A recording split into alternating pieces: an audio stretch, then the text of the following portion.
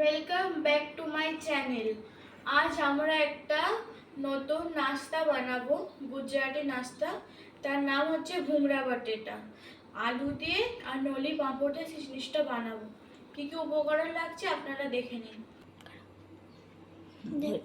দেখুন, এটা আমি একটা 500 আলু নিয়েছি। 500 আলু নিয়েছি, ধুয়ে নিয়েছি ভালো করে।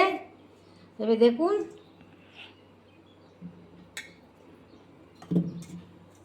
এক এক করে দিচ্ছি।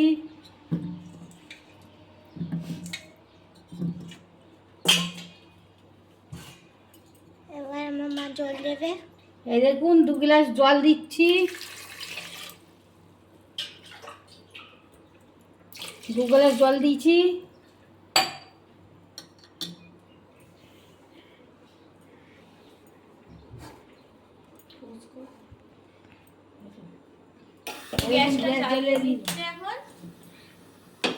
গ্যাসে বসিয়ে দিয়েছি। এবার দেখুন, নুন দিলাম নড়ি ভাজার জন্য। যেটা আলুটা সেদ্ধ হয় আগের থেকে নুন দিয়ে দিতে হয় আলুতে।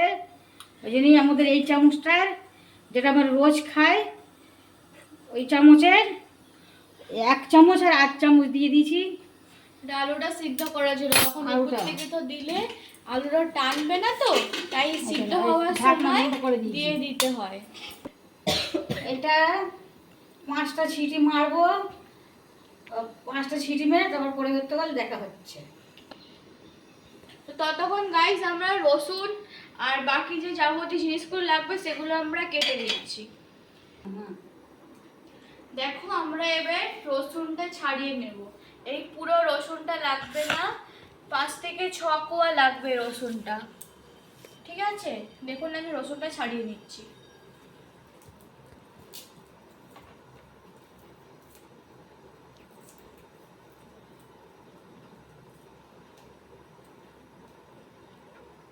তো গাইস, আমরা 5টা রসুন ছাড়িয়ে নিয়েছি।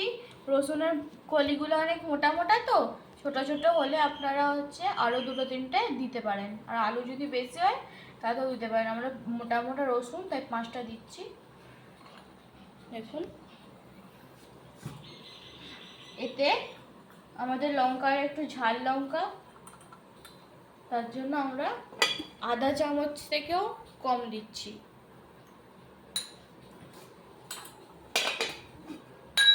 এই দুটোকে মিক্স করেই বাটবেন, তবে আপনাদের যে একটা থিক পেস্ট হবে না, এর জন্য ভুংরা বাটেটার জন্য, যে আলুটার জন্য, তার জন্য আপনাদের এরকম করে পেস্টটা বানাতে হবে।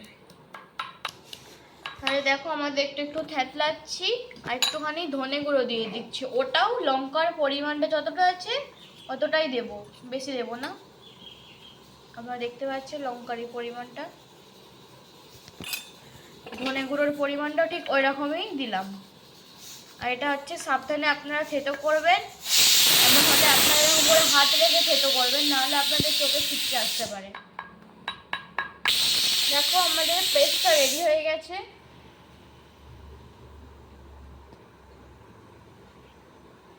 দেখবেন একটুখানি গোটা গোটা রাখবেন।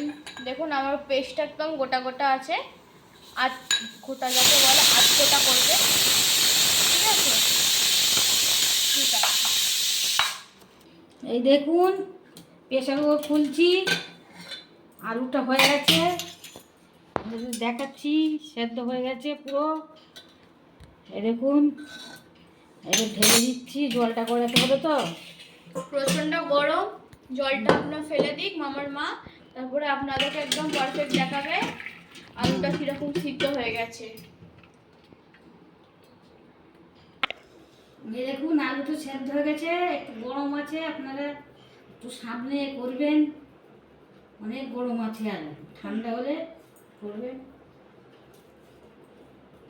দেখুন, আমরা গ্যাসটা জ্বালিয়ে নিয়েছি আর এবার তেল দিয়ে দেব ভুংরাগুলো ভাজার জন্য। গুজরাটিতে ভুংরা বলে, আর বাংলাতে নলি পাঁপড় বলে। যেটা গাইস, এইটা আমাদের দেশে কলকাতায় ওটা ইয়েলো কালারে পাওয়া যায়, আর এখানে হোয়াইট কালারে পাওয়া যায়। ইয়েলো কালারও পাওয়া যায়, হোয়াইট, দুটোই পাওয়া যায়। ঠিক আছে, আমরা এগুলো ভেজে নেব। এটা 15 টাকা দামের একটা প্যাকেট। দেখুন, আমি তেল ঢালছি।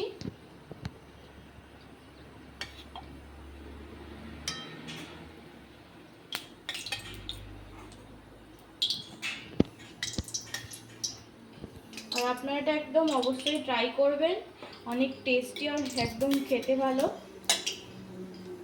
যদি তোমরা ঝাল বেশি খেতে ভাল লাগে তাহলে জন্য যদি রসুন বাটছিল তখন তোমরা একটু ঝাল বেশি দিতে পারো। আপনারা একটু ঝাল বেশি দিয়েও করতে পারেন এবং কম ঝাল দিয়েও করতে পারেন। তো দেখো আমাদের তেলটা গরম হয়ে গেছে।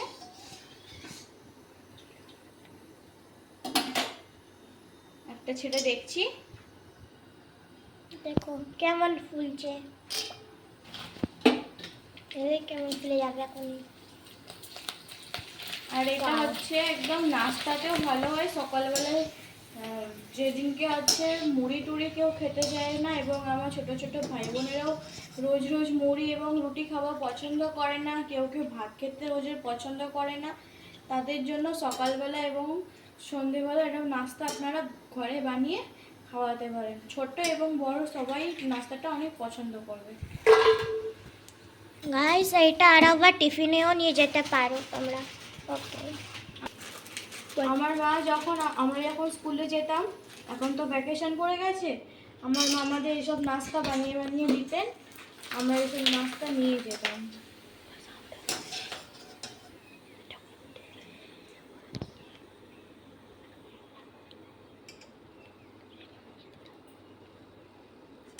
আর তেলটা একদম ভালো করে ঝরিয়ে নেবেন, ভিতরে না তেল থাকে, নাহলে ভালো লাগবে না তেল থাকলে। দেখো কেমন হচ্ছে। দেখো, আর আপনারা এটা সর্ষের তেলে ভাজবেন না, সাদা তেলে ভাজবেন। সর্ষের তেলে ভাজলে একটা গন্ধ ছাড়ে, তো সাদা তেলে সেই গন্ধটা ছাড়বে না। এই দেখুন আমার আলু ঠোলা হয়ে গেছে এখন। এইবারে দেখুন ও দুই একটা আলু একটু বড় ছিল, একটু মাঝখান দিয়ে কেটে দিয়েছি। এটা যেমন দেখুন একটা বড় আছে, মশলাটাও ভালো লাগবে দেখতে। আর এই যে আমাদের কাছে এরকমই আলু ছিল, নালি দেশে চাই করলা চচ্চড়ির কাজে লাগে, ছোট আলু পড়া। এটা বেশি এখানে গুজরাটি লোকেরা মোমরা বাটাটা কাটে, কুচু আলু বলে। বড় আলু হলে তোমাদের কাছে এমন কাটবে, আর যদি ছোট হলে আলুটা তাহলে গোটা রাখবে, গোটা রাখবে। সেদ্ধ করার পর এমন সব করবে।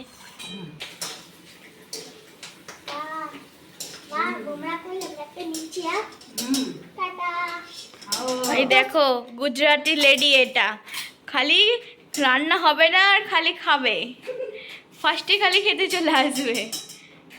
গুজরাটি তো যেন গুজরাটি নাস্তা আর সহ্য করতে পারছে না ও। গাইস এটা শুধুও খাওয়া যায়, বলো একটা মজা। আমি কি করবো?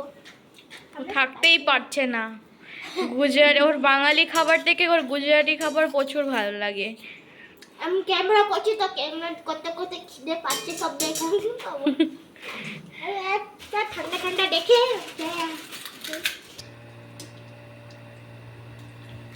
কুমড়া ভাজা কমপ্লিট। এবার আলুটা বানিয়ে নেবো। দেখুন এই দেখুন আমাদের আলু, 19টা আলু আছে ওখানে, ঠিক আছে। আর আমাদের দেখুন ভুংড়া ভাজা কমপ্লিট হয়ে গেছে। আমরা এবার তেলটাকে কম করে নেব, কম করে নিয়ে এটাই ভুঁড়া বানিয়ে ফেলবো। অল্প ওই তেলেতেই বানানো হবে, পর অল্প একদম তেল কম দিয়ে। লাগবে ওটা বানানোর জন্য। আলু বানানোর জন্য অনেক তেল কম। আমি কম করে দিচ্ছি, এটা করে তুলে। আপনারা যদি কিছু না বুঝতে পারেন আমাদের কমেন্ট করে জানাবেন। আমার বোন হয়তো ভালো বাংলা বলতে পারে না, ঠিক আছে। এই দেখুন যে মশলাটা আমাদের বেটেছিল, এটা এটা নিরামিষ হয় না, আমি আগে বলছি। এই দেখুন তেলে ছেড়ে দিচ্ছি। এই দেখুন এটা তেল একদম গ্যাস কম করে দেবেন, ছটফট ছটফট করে নাড়তে হবে। মানে ওটা ডেলা হয়ে যাবে, তার বসে যাবে। চুয়ে যাবে, তাহলে চুয়ে যাবে না। এই দেখো হয়ে গেছে।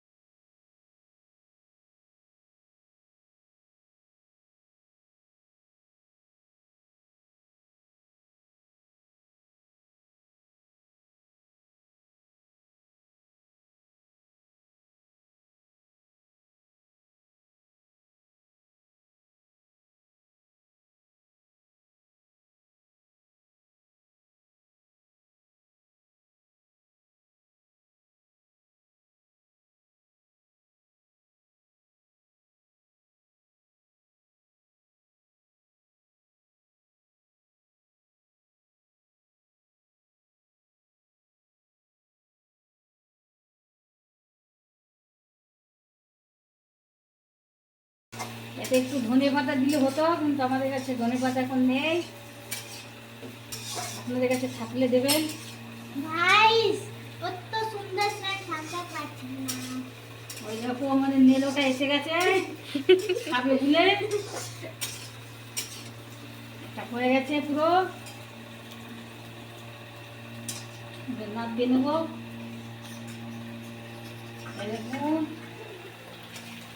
এটাকে নাপ দিয়ে নিচ্ছি।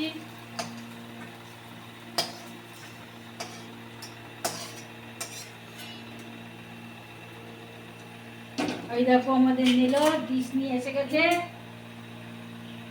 এই দেখো ওটা ঘুমড়ি দিয়ে আচ্ছা এটা ভুংড়া নেবে, আচ্ছা নিয়ে নাও ভুংড়া। বাপরে হাতের কি স্পিড।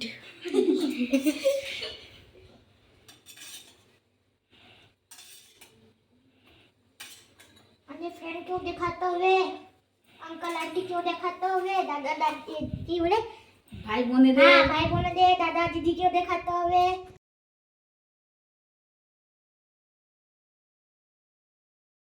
गाइस এবার তোমাদের খাইয়ে দেখাচ্ছি। দেখো দেখো কি অবস্থা গাইস, দেখতে পাচ্ছেন আপনারা এই গুজরাটের এই অবস্থা। ভালো হয়েছে।